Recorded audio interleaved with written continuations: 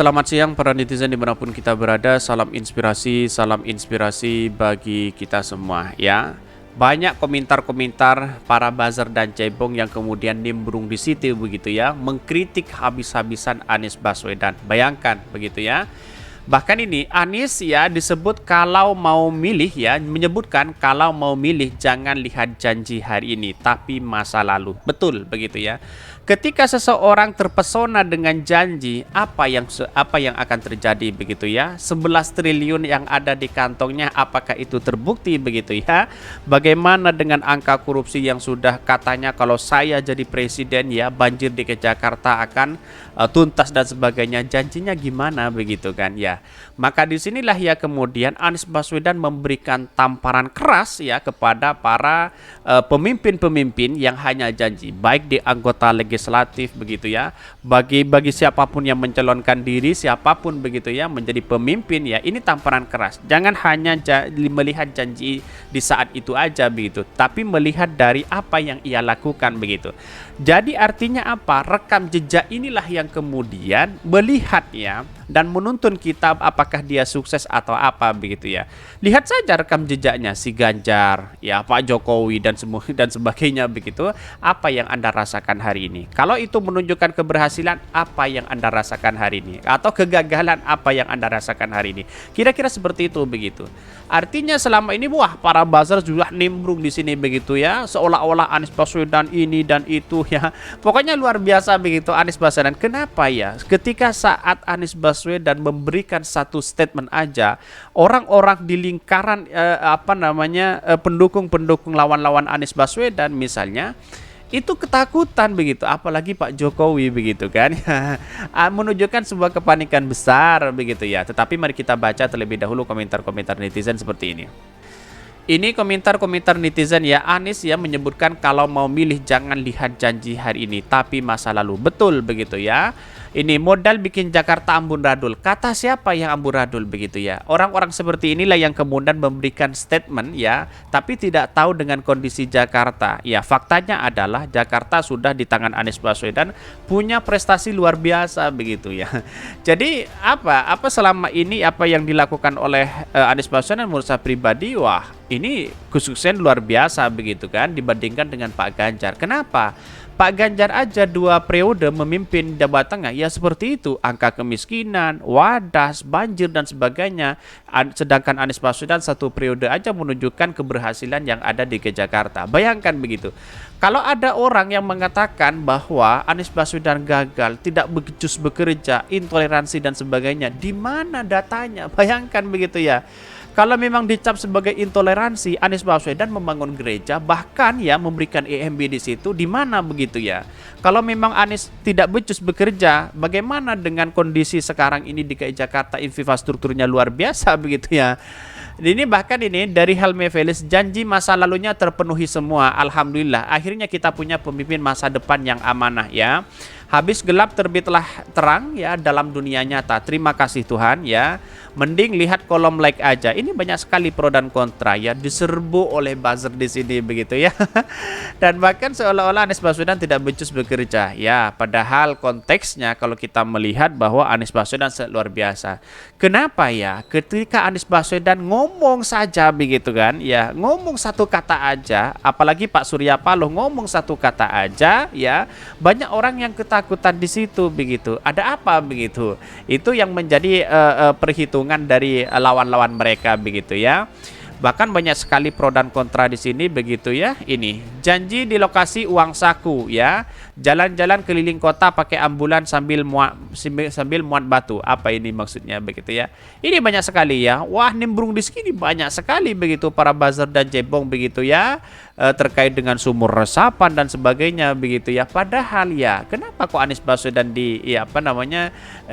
ketika ngomong ditakuti, kan begitu logika kita begitu. Tapi mari kita baca terlebih dahulu beritanya seperti ini. Ini beritanya ini agak menarik begitu ya. Anies menyebutkan kalau memilih jangan lihat janji hari ini tapi masa lalu. Betul begitu ya. Dikutip dari CNN Indonesia, Anies Baswedan menghadiri peringatan Hari Buruh Internasional atau May Day yang digelar di Partai Keadilan Sejahtera PKS ya. Pada pidatonya Anies mengingatkan agar memilih ya calon pemimpinnya memiliki masa lalu yang baik. Menurutnya memilih tidak bisa hanya mendengarkan janji-janji yang disampaikan seorang calon ya. Kalau mau melakukan pemilihan, mau menengok apa yang akan terjadi besok. Kita bisa melihat janji hari ini tapi tengoklah apa yang sudah dikerjakan di masa lalu, kata Anies Baswedan di kantor DPP PKS. Betul begitu ya. Sangat disayangkan sekali ketika ada orang-orang terpesona dengan janji-janji itu, padahal ya masa lalu yang ia lakukan yaitu adalah amburadul begitu ya, tidak sesuai dengan kenyataan begitu. Ya, kenapa? Ya, kalau memang ada seorang pemimpin ya, lalu kemudian memimpin tidak sesuai dengan janji-janjinya, tidak sesuai dengan kenyataan, ngapain kita harus memilih itu begitu ya? Apakah ini akan terjadi kedua kalinya? Kan begitu logika kita begitu. Jadi artinya selama ini kalau kita melihat bahwa sosok pemimpin selama ini adalah banyak janji di kantongnya misalnya 11 triliun begitu ya. Tapi tahu-taunya hasil ngutang ya ngapain juga, kan begitu logika kita begitu. Jadi jalan-jalan yang ada di di kampung-kampung seperti itu tapi membangun tol hasil ngutang begitu kan? Apakah yang harus kita percaya terhadap orang-orang seperti itu? Kan begitu logika kita begitu.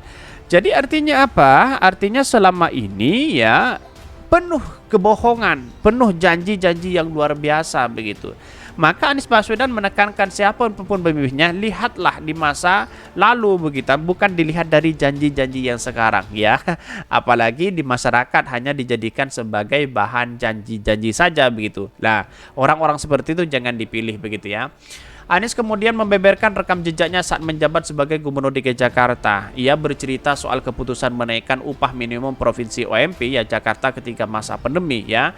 Ia mengaku kala itu memilih untuk membuat kebijakan UMP asimetris ya dengan menyesuaikan sektor yang berimbas pandemi. Ia mengatakan keputusan itu demi memberikan rasa adil kepada masyarakat, termasuk para buruh ya.